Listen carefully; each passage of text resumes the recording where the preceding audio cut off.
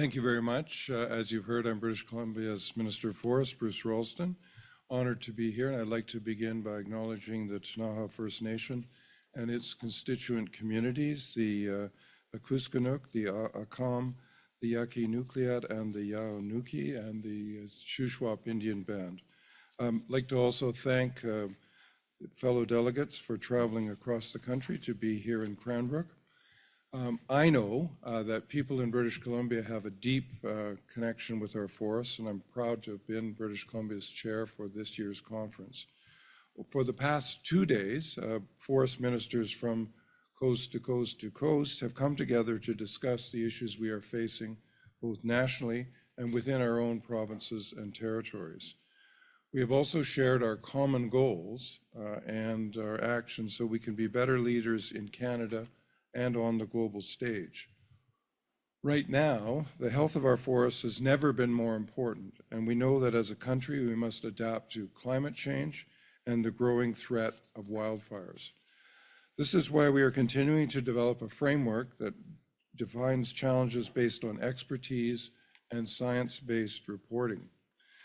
Wildfire is in front of mind for many Canadians as we continue to grapple with climate change year after year. While fire occurs naturally in our forests, more and more Canadians are living with the impacts of wildfires in their communities.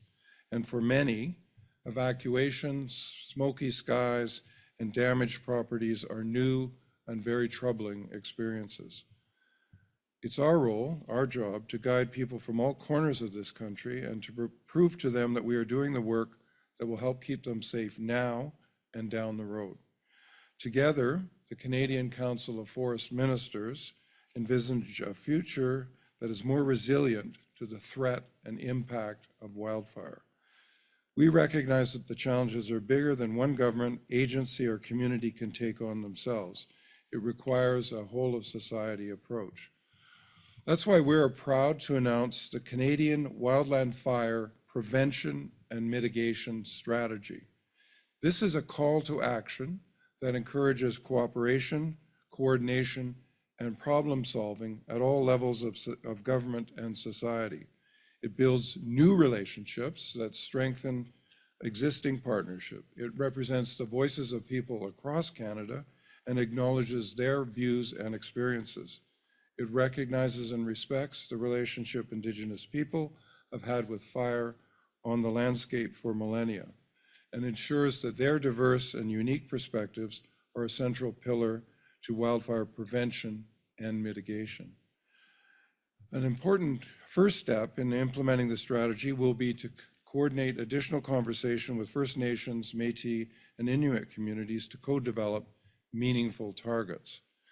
We will also facilitate further discussions with industry, private sector, and local governments to foster new relationships and strengthen current partnerships aiming to collaboratively establish impactful targets.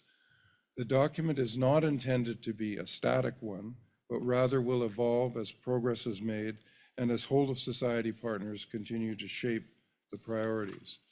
Here in British Columbia, we know all too well the challenges of longer, more intense wildfire seasons. Last year was our worst on record, and we are still feeling the impacts heading into this summer. Last October, our government here in British Columbia launched an expert task force on emergencies that had a clear mission from the start, recognizing the need to have improvements in place for this upcoming wildfire season. The task force focused on providing real-time, action-oriented advice so that we could implement before and during this upcoming season. As a result, many of the recommendations have already been implemented, including increasing the use of new technology, including detection technology, boosting our firefighting fleet and equipment, supporting community and partnership-based wildfire resilience projects, improving our hiring processes, which resulted in double the number of applications we had the year before, and enhancing recruitment from rural, remote, and First Nations communities, providing us with more opportunities to leverage local knowledge and networks. Additionally, we took a major step to strengthen our capacity to train wildland firefighters and support their long-term development and careers. In April, we announced a groundbreaking wildfire training and education center in British Columbia. It will be the first in North America to ladder wildfire training into degree programs and research, all with a specific focus on wildfire. This center, located in Kamloops, British Columbia, in association with Thompson Rivers University, will take action to grow our local contingent of wildfire fighters, provide them with cutting-edge science and technology, and support their long-term career development here in British Columbia. From hands-on field training to development of academic and degree programs, the new center will be an education destination, we hope, for people from British Columbia, both nationally and from around the world. Starting this year, BC Wildfire Service will begin to transition and expand its existing training programs and courses into the center's new curriculum. By 2028-2029, over 1,000 workshops will be offered a year, which will translate into 10,000 course registrations. Those wishing to pursue higher education will have access to diploma and academic programs. In BC, we are taking action to strengthen wildfire prevention, preparedness, and response. We are leading the way nationally in co-developing a cultural and prescribed fire program alongside First Nations and local governments. Prescribed fire is a key tool for creating a more resilient landscape across British Columbia. We're also making sure that our wildland firefighters have the training, technology, and resources they need, and we are working to keep our families and our communities safe. We know that wildfire does not respect boundaries, and the only way forward is working together with a whole of society approach, one that is dedicated to the central task of ensuring that our forests and communities are resilient now and for future generations of Canadians. As we carry forward what we've learned over the past 2 days, I'm looking forward to leaving my role as chair and the ongoing initiatives of CCM and passing those to Minister Elvis Lovelace of Newfoundland and Labrador. So thank you very much. I'd now invite Minister Wilkinson to give some remarks.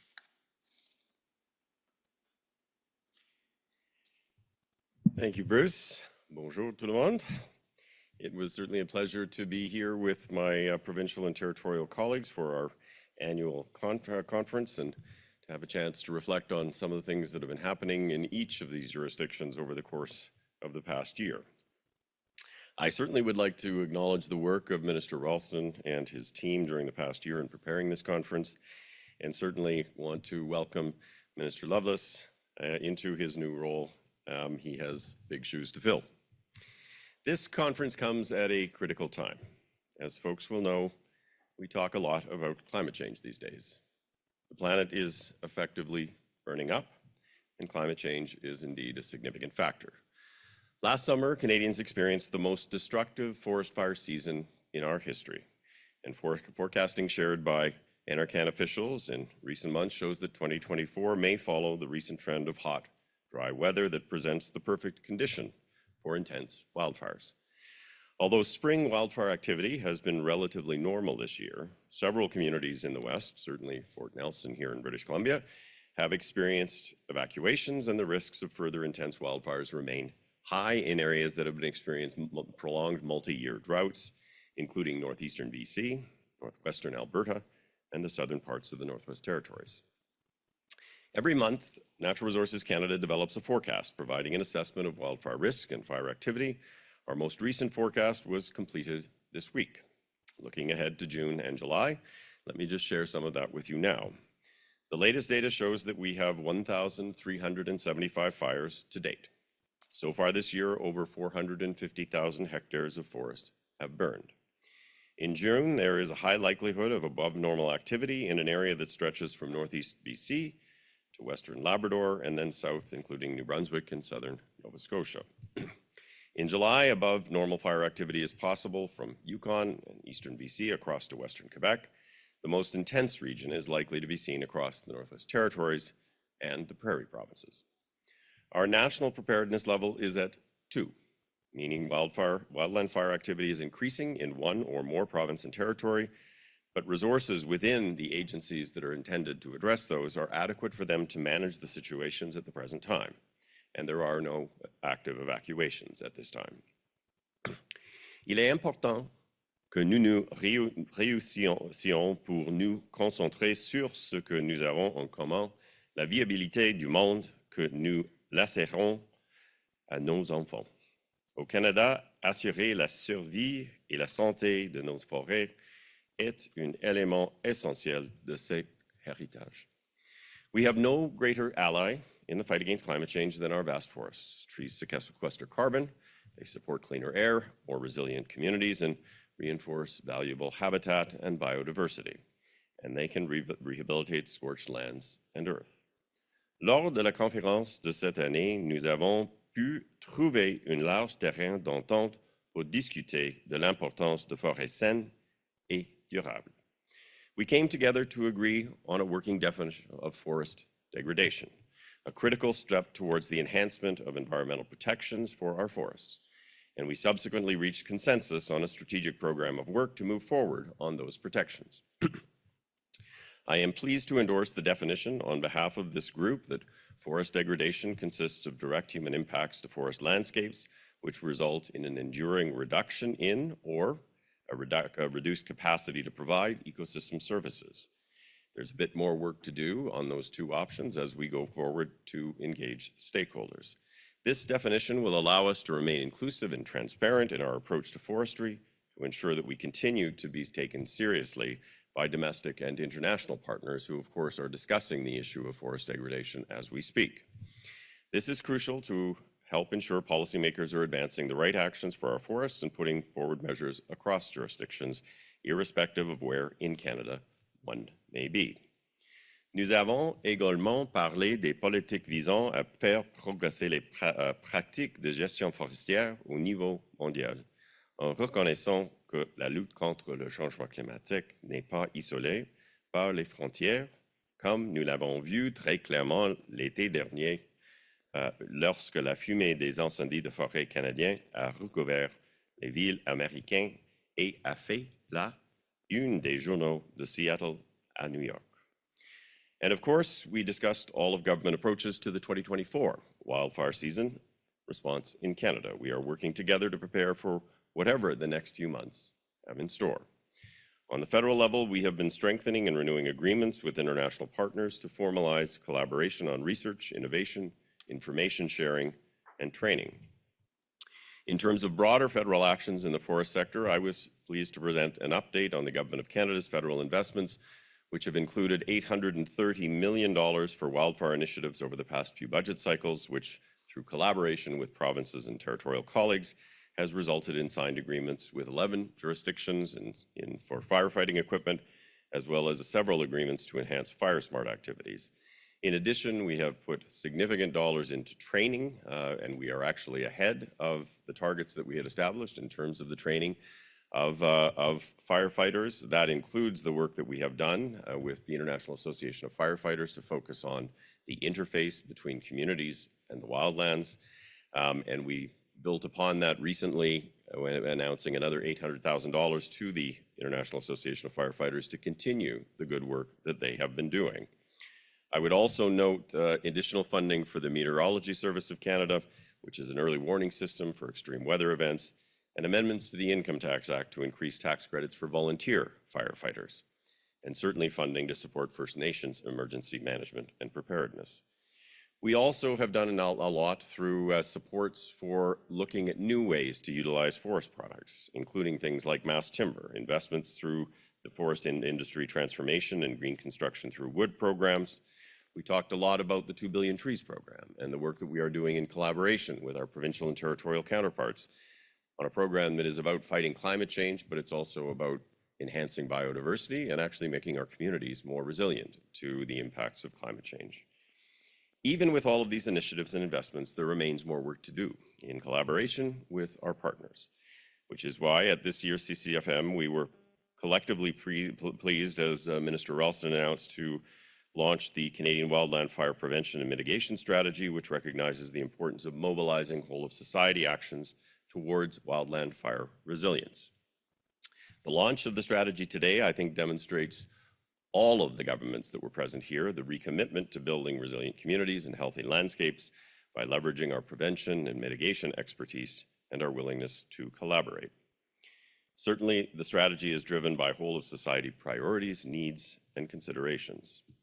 Il ne s'agira pas d'un document statique, il évoluera au fur et à mesure que des progrès seront accomplis dans la réalisation des engagements et des objectifs et que les partenaires de l'ensemble de la société continueront à définir les priorités. Now more than ever, we need to mobilize to obtain new support, improve integration and horizontal collaboration so that this strategy is effective and it achieves its particular goals. Most important, we need to work together to implement the strategy, using a whole of government approach, showing the collaborative leadership and unity that Canadians expect of all of us. The severity of wildfires in Canada in recent years underscores the urgency of this strategy and highlights why we must continue to prevent and mitigate the risks of wildland fires before they occur. Our homes, our communities, and our environment depend upon it.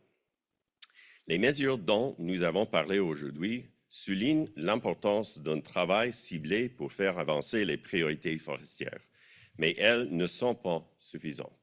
C'est pourquoi la lutte contre le changement climatique, qui est à l'origine de tant d'effets dévastateurs sur nos forêts, doit rester au cours des discussions sur le secteur dans son ensemble.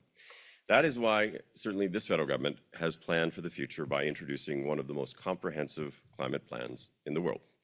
And that is why we are continuing to move forward on it every day, because climate change is a science issue. It is not a partisan issue. It should not be a partisan issue, and it should not be a political issue. Canadians deserve and expect thoughtful action from politicians about the risks that climate change poses to our children's future, to our economy, and to our communities. That is something that we can only achieve by working together and fighting for a livable and hospitable environment for our kids and our grandkids. That is exactly what this federal government has done and will do tomorrow and the next day and the next. So thank you very much for joining us today, and I do want to thank once again all of my provincial and territorial counterparts for the very effective collaboration that I think we saw throughout this day. Thank you very much. Thank you. We are going to start with the Q&A portion of this event now. We are going to start with media in the room. Just a reminder that we have one question and one follow-up for each one. We are going to start with Corey Bullock, CBC. Go ahead on that microphone there. Thank you.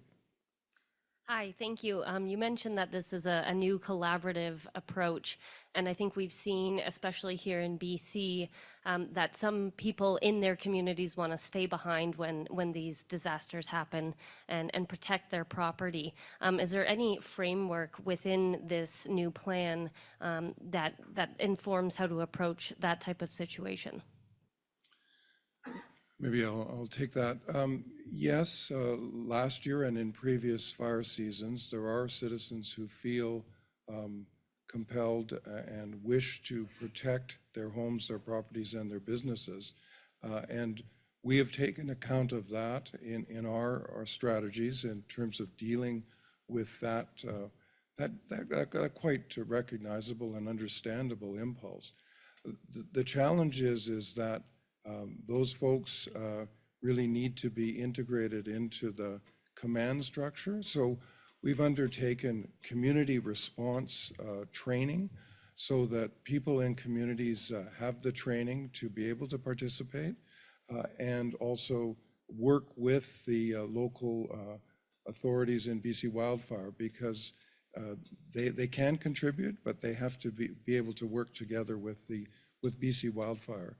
Certainly, for example, in northern British Columbia in 2018, in the Utsa Lake region near Burns Lake, there was a strong community reaction. That group formed a society called the Chinook Recovery Society.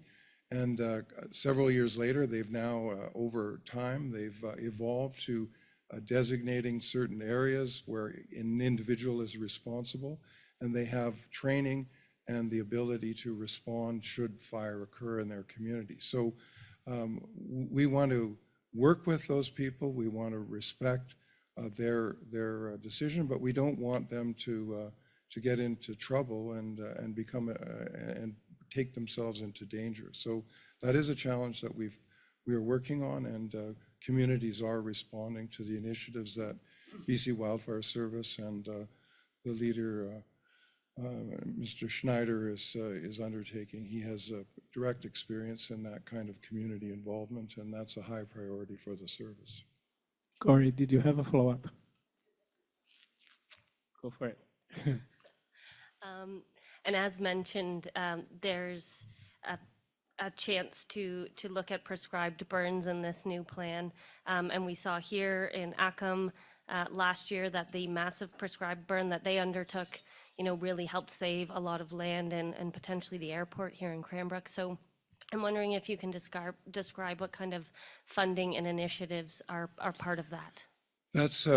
That's a very good example of what the value and the importance of prescribed burns. Basically, for those who aren't familiar with the term, it's a way of taking away the fuel that's sometimes left on the forest floor and making the community therefore much safer. Because when a fire comes to an area where there's been a prescribed burn, there's no fuel left for it to advance, and therefore it basically its advance is stopped.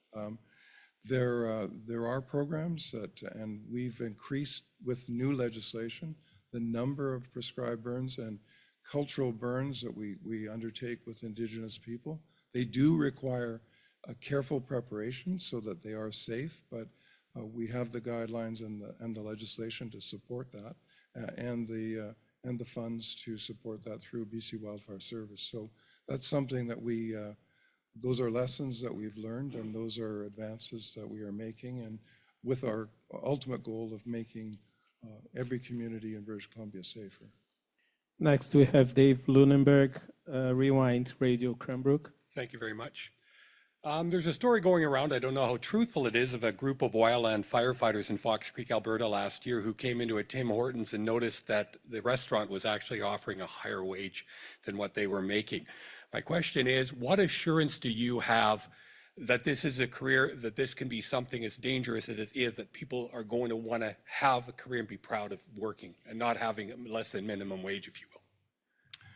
Thanks very much. The challenge to recruitment is a real one, but what we did undertake as part of our plans for this season is a much wider recruitment, building and funding many more permanent jobs. We work with the representative of those workers, the BCGEU, to make sure that the wages reflect full-time work. We want people to engage in that work, as dangerous as it is, although many people are attracted because it's exciting and it's very important and valuable work. And I think we've been successful. Another thing that we've looked at and are implementing is a greater attention to the mental health and safety of wildland firefighters. It's a very dangerous and challenging job. You work grueling, long hours, and sometimes you can really get weighed down by the burden of simply doing that job. So together with the union representing those workers and together with the BC Wildfire Service, and following on the scrutiny that we gave our operations in the review that the Premier directed, I think we're moving towards meeting those concerns and challenges that you raise. Dave, did you have a follow-up? I have a follow-up on a different topic, and this is for Minister Ralston. We just had yesterday word that the annual allowable cut in the Kootenay Lake timber supply area was cut by over 13%. As bad as things are right now in the forest industry, what can you say to companies and to workers when they hear of a 13% decline in the amount of wood that they can actually process? Yeah, the annual allowable cut in the region is set by the Chief Forester. That's an independent officer who makes that decision without government direction. Annual allowable cut is the theoretical maximum for cutting. It's not what's actually cut.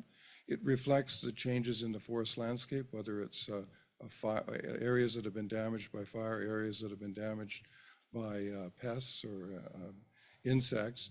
But it sets a stable, long-term planning environment for forest companies to operate in. And from what I've been told and learned about the industry here in the Kootenays, the industry in the Kootenays is thriving. I think there's an opportunity for a continued timber harvesting here and the good jobs that go with it. We want to build the forest industry in British Columbia. We don't want to hold it back.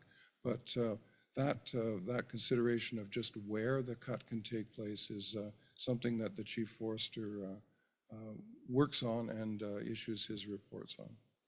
Next, we have Trevor Crowley, Cranbrook Townsman. Question for Minister Ralston, I believe, but I wanted to get a sense of the practical outcomes of the strategy. You know, you speak about meeting targets with governments and First Nations. What are the practical outcomes of the strategy, whether it's prescribed burning or more mitigation activities? What are you aiming for? Well, the reason why this strategy is important, and it's a call to mobilize not just government, not just some agencies, but to raise general public awareness about the importance of this issue. My encounters with people is that they're anxious, they're concerned about it. And so last year we spent, the British Columbia government spent in direct spending alone, $1 billion to fight fires. The private insurance company has spent, I think, an estimated $700 million in meeting claims for fire loss. So there is room within those budgets and within the framework of money that's available to expand prevention. We call it fire smart communities, fire smarting communities.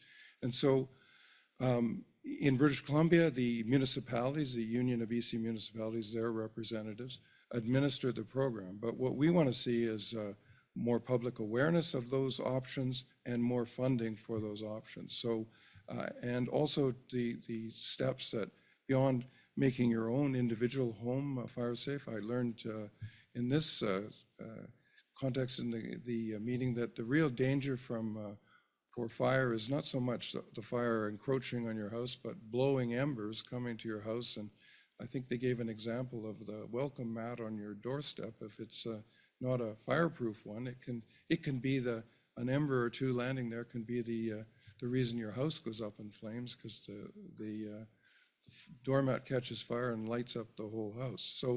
So those are practical things that individuals can do, but communities also need to take steps and be funded to cut away and make the surrounding community less available to fire by taking away the underbrush, the small trees, the debris, that's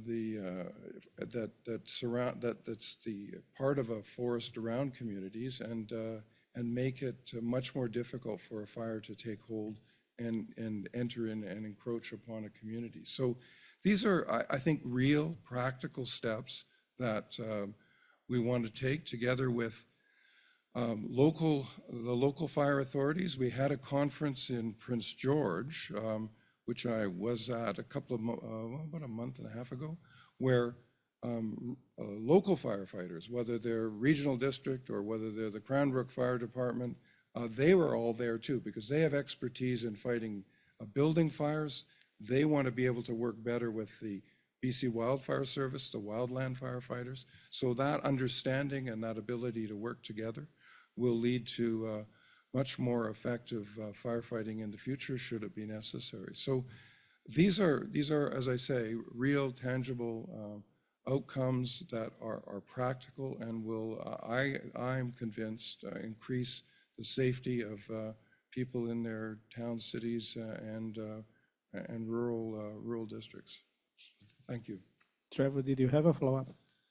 Sure, and I apologize for being hyper-local about it as well, but I think this applies to other communities as well. Cranbrook in particular has been trying to establish sort of a fire barrier, and it comes down to cost. And they can't do all the work they want to do because of funding and money. And so it sort of becomes this piecemeal operation where they treat one area, come back, and then treat it again 5 years later.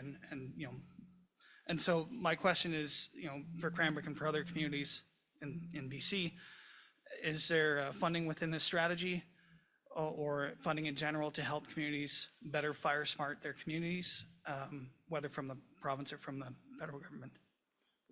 Let me begin, and then I'll ask Minister Wilkinson if he wants to answer.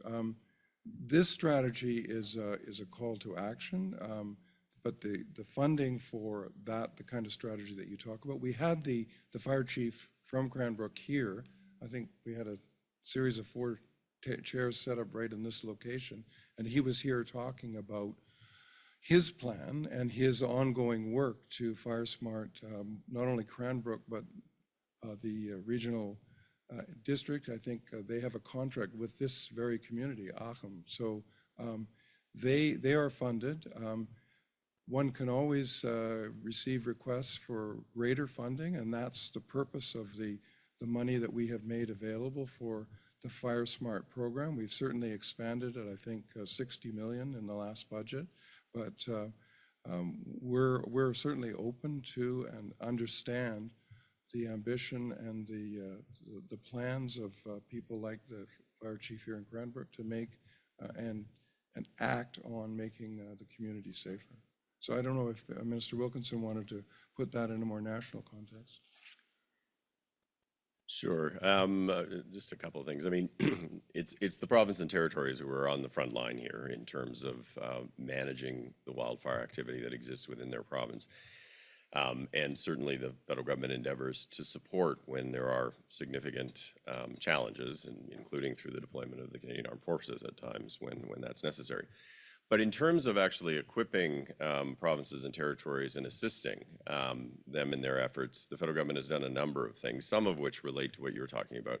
So significant commitment to providing equipment that enables firefighting, a significant commitment to the training of firefighters, particularly focused initially on Indigenous communities, and includes prescribed burns in a number of different provinces and territories. But also support through Fire Smart, which the federal government also puts funding into, and through climate adaptation funding. What you're talking about in some respects is climate adaptation funding. It's about communities trying to figure out how they best adapt to the changes that are already baked into our future based on the carbon emissions that historically have happened. And certainly there was significant funding in the billions of dollars from the federal government that was committed about 1.5 years ago. Much of that will flow through the provinces, but certainly there are opportunities through some of the funding tools in the National Adaptation Strategy that may relate to what you're talking about. Now we are going to reporters online, starting with Michael Williams, City News. Go ahead. Yeah, thank you for taking my question. This probably or is for Minister Ralston. Just regarding this this strategy being launched today, I guess, how is this going to change the lives of British Columbians who live or spend time in areas consistently threatened by wildfires? And will they see any of those changes this year? Well, the plan is to mobilize across society and raise awareness. So to the degree that the strategy is successful, people will feel it in their own individual communities, because the goal is to make people more aware of the threat of wildfires. We have, on behalf of the provincial government and through BC Wildfire Service, together with the Fire Smart program, have looked forward to enhancing response to in individual communities. We've already been, this season started off, unfortunately, rather early in northeastern British Columbia in Fort St. James, pardon me, Fort Nelson, wrong side of the north, in Fort Nelson, where there was actually an evacuation. But fire equipment was available, BC Wildfire Service was available, and firefighters were available to knock down those fires, fortunately without any loss of life as they advanced and are now being held and are in retreat. So the Wildfire Service is there. This is a way of enhancing and coordinating that effort nationally. But those are real impacts on, I talked to the mayor of, Mayor Fraser of Fort Nelson, and he was exceptionally grateful and made specific mention of the work of the BC Wildfire Service and the way in which my sister ministry, headed by Minister Ma, the climate change and emergency preparedness, help people with the task of the very difficult task of evacuating, being supported financially to do that. So those impacts were real and felt by those people in those communities. And according to Mayor Fraser, who represents community of Fort Nelson, most people, if not all of them, were very, very satisfied with the response they got, the help they got, and in a very, very difficult and challenging situation.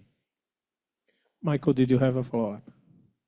Yeah, we've been hearing about how, destructive this wildfire season may be since, I don't know, probably January 1st. And considering, this back half of June is supposed to be quite dry and warm, I guess just where's your concern level at for how quickly bad things could go? And what would you say to British Columbians right now? Well, what I would say to British Columbians is that we are ready. We have taken the lessons from last season and improved. We have more equipment available. We have recruited more firefighters, permanent firefighters. We have advanced the existence and use of early detection equipment.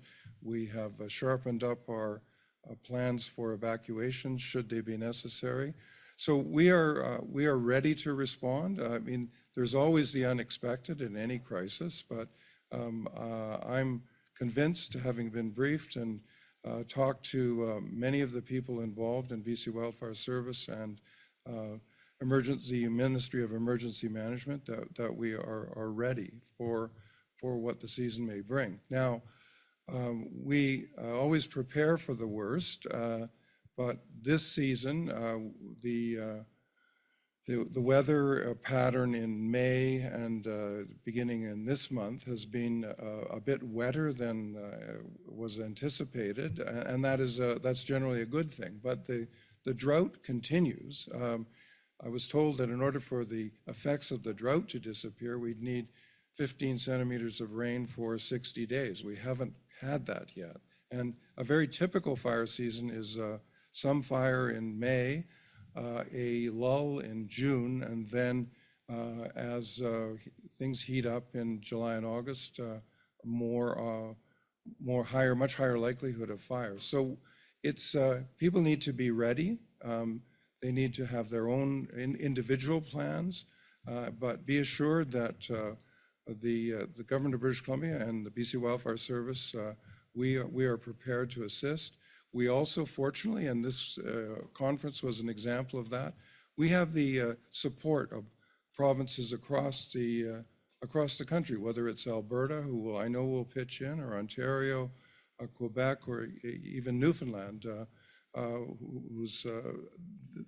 there's a very advanced mechanism, an agency that coordinates response across the country, and we help each other as Canadians tend to do. So I think we're ready, and I hope that the season is not as bad as some might expect, but if it's worse, we're ready for it.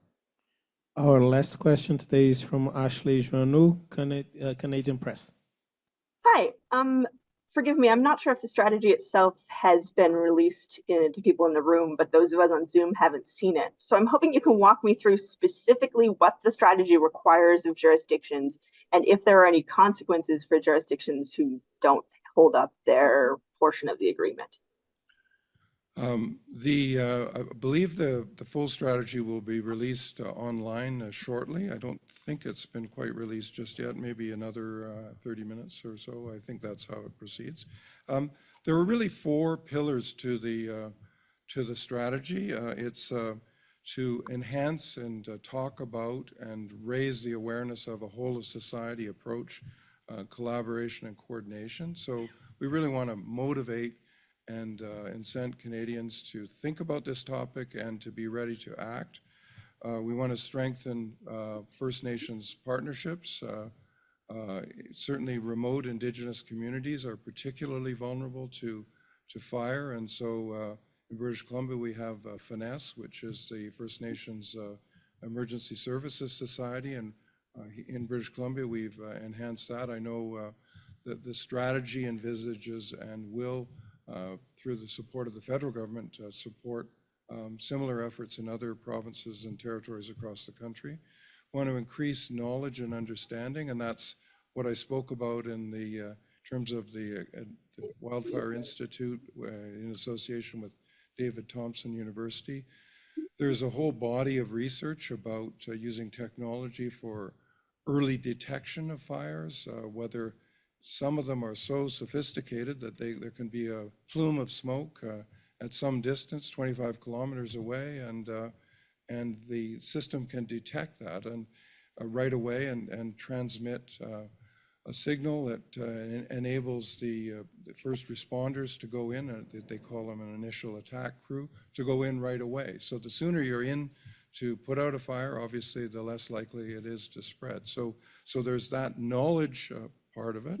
And then finally, to expand investments in prevention and mitigation. So, and we've spoken about some of those as well, but particularly the Fire Smart program supported provincially and federally. So those are the four pillars of the strategy, and we have the support of all the provinces and territories. So I don't think your question about what would happen if you didn't join in is one that I don't think we really need to answer. People are, and I think representatives at every level of government understand that people are concerned and anxious and want to know that their future is protected, and that's the intent of this strategy, and that's the intent of our government, and I know of the federal government. And I sense Minister Wilkinson inching towards me here, so maybe he might want to add something. But the only thing I would add is I agree with everything Minister Ralston said, is that one of the things that the strategy does that I think is new is identify specific targets. So the percentage of people that are actually aware of some of these issues, the percentage of people that actually have taken action to ensure their homes are prepared, the percentage of communities that actually have developed a detailed plan with respect to fire prevention. And those are things that are going to be public milestones that we are going to have to work our way towards. Every jurisdiction is going to have to work its way towards. We are now moving into that implementation phase, and Canadians, whether they live in Saskatchewan or Newfoundland, Labrador or British Columbia, are going to be able to hold their governments accountable for the progress that is made over the coming years. But this is a collaborative exercise. It's something that, as Minister Ralston said, 13 provinces and territories and the Government of Canada came to say these are the most important things that need to be done. These are the targets that we're establishing to ensure that we actually are making the progress that we are committing to make. And ultimately, we are going to have to account for whether or not we achieve the things that we actually say need to be achieved. Ashley, did you have a follow-up? I do. So thank you for mentioning the targets, because that was part of my follow-up question. I'm wondering when specifically you expect those targets to be set, and whether the work has been done to set baselines for where we are as a country right now in terms of how do we know if we've made progress on those targets, I suppose. So I think once the strategy is released, a lot of those questions probably will be answered, because a number of those things are actually addressed in terms of what are some of the initial targets, what are some of the initial timelines. So I think you're going to see that. But the discussion that we had at the table was we now need to move into the implementation phase, and there is a working group that is provincial, territorial, and federal that is going to be working on how do we actually implement, how do we actually put in place the plans that are going to allow us to move forward. Some of that will use existing tools like FireSmart and a range of other things. Some of it may require new tools, and maybe it will require new funding. But that's something that we're going to be working on over the coming months. That's all the questions we have for today. Thanks everyone for joining in. And if you have like anything else to say, that's it. Thank you. Have a good evening.